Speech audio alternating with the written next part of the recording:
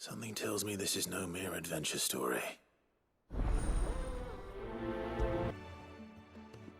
Vivian, I read your note, and I'd be happy to help you find the book you're looking for.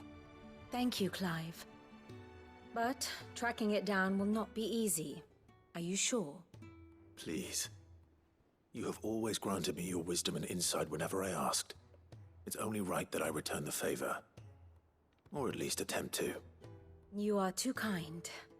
Alas, what I ask of you is rather more trying than delivering the odd lecture.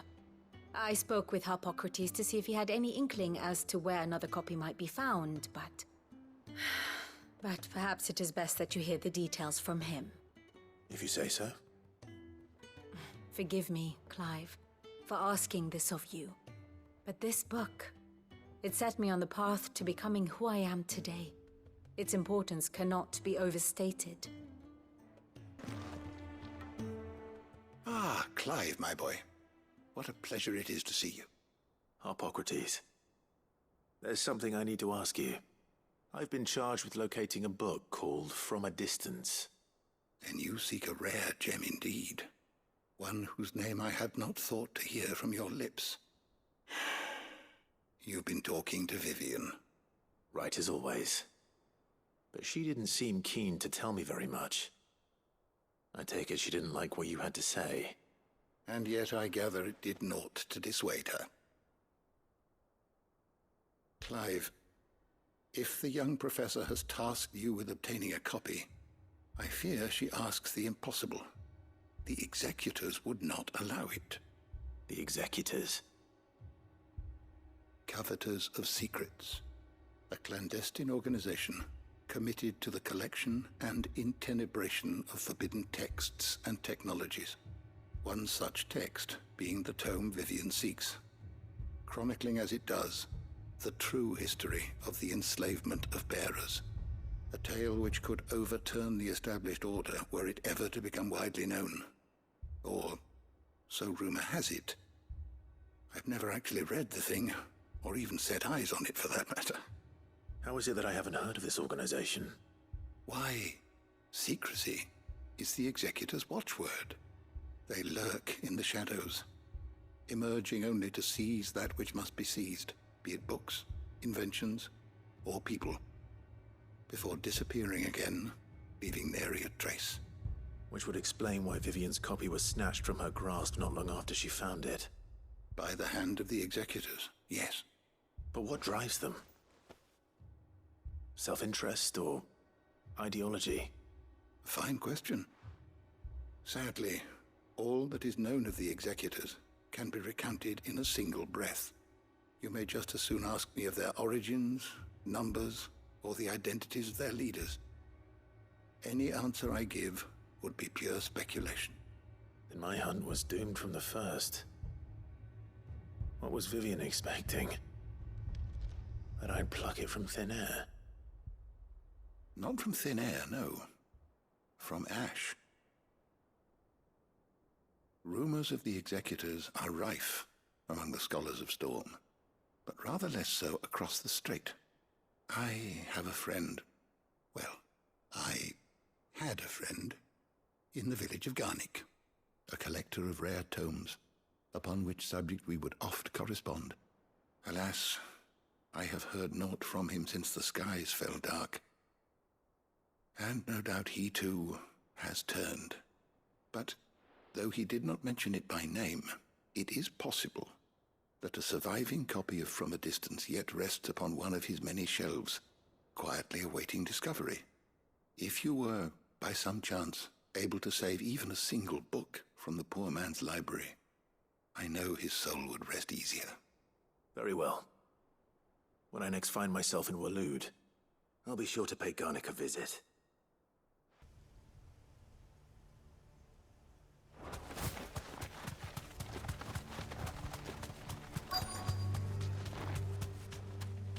The entire village looks abandoned. Now, which house would a bookworm live in?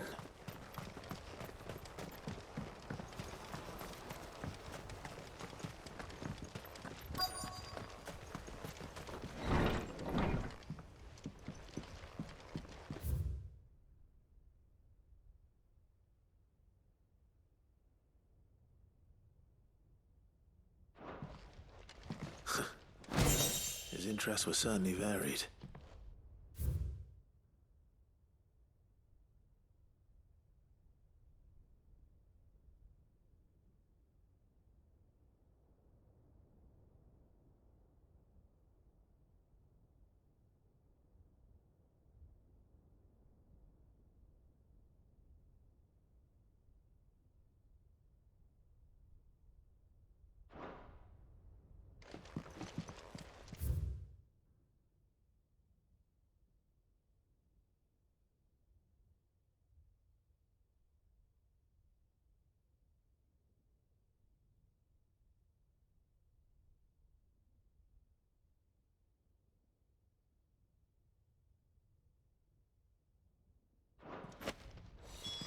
This is it.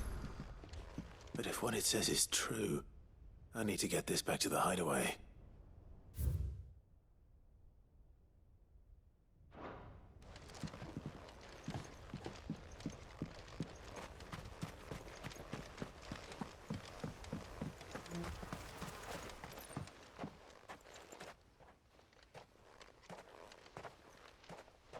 Leaving so soon, stranger? We've been watching you. From a distance, so to speak. Subtle. I know who you are. Then we need not waste time on introductions. Hand me the book. Leave it in our care and return to your life. Your care? Do you mean to burn it, or bury it? That is not my decision to make. But by one means or another, its contents shall be removed from the common record. Then I'll have to politely refuse. I won't let you erase our history. Then we find ourselves at an impasse. Very well. The book can just as easily be pried from your dead hand.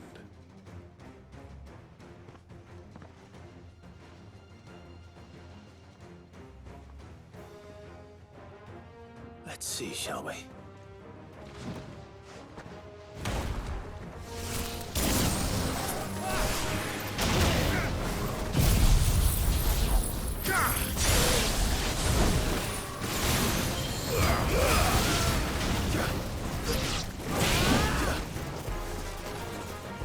Get him!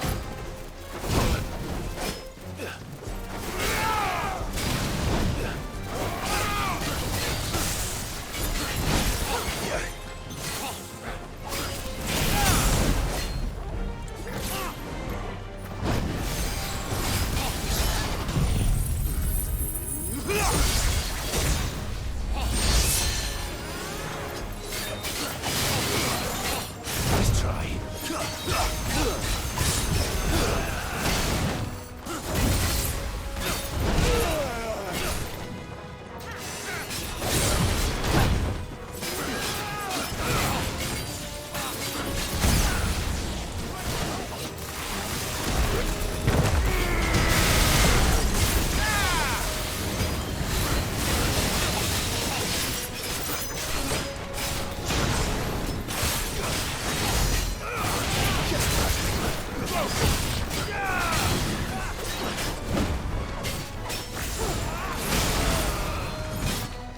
slow.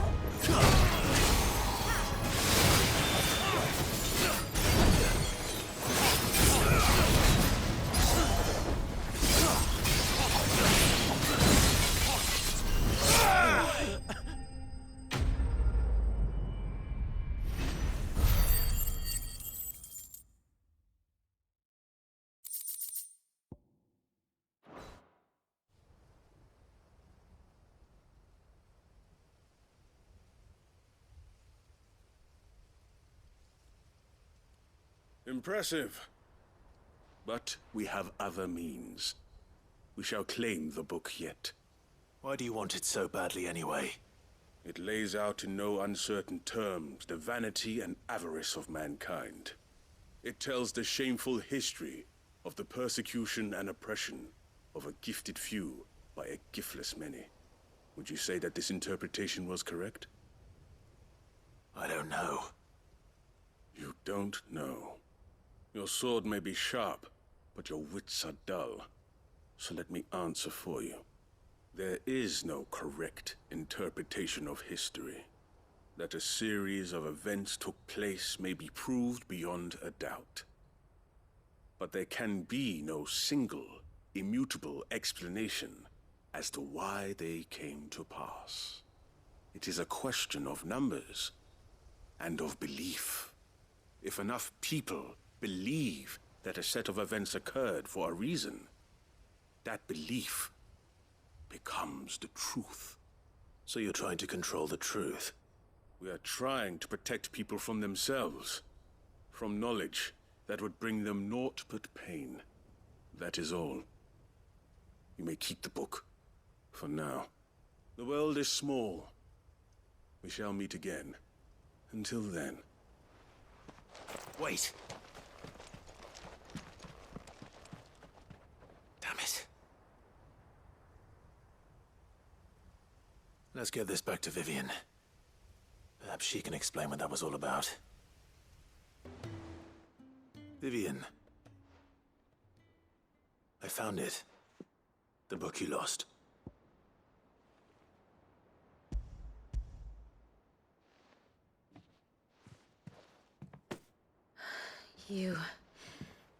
You found it.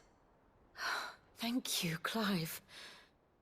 Even though I asked this of you, I was not entirely sure it would be possible. I feared the executors had seized every copy. I met with one of these executors, and I convinced him to let me keep it. He told me something. That the truth is just a matter of collective belief.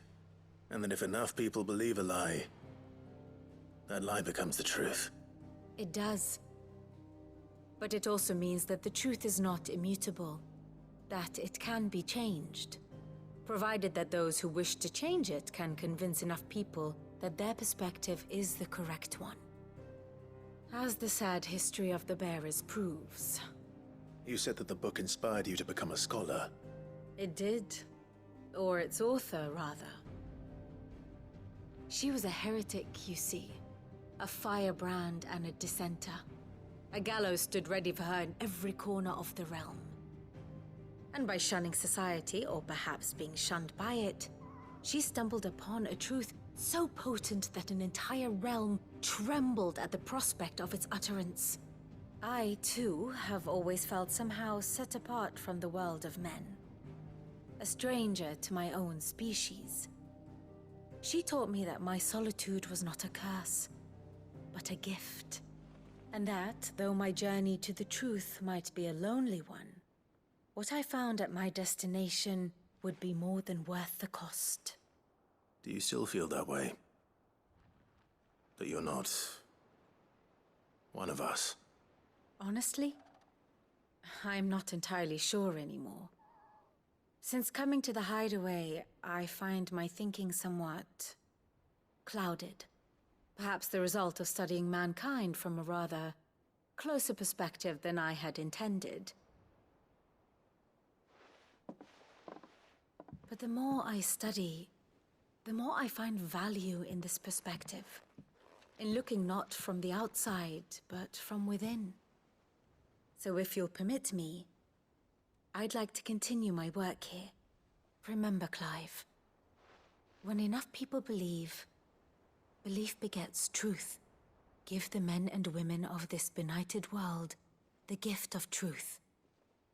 Make them believe in you, as I do. I'll try, Vivian.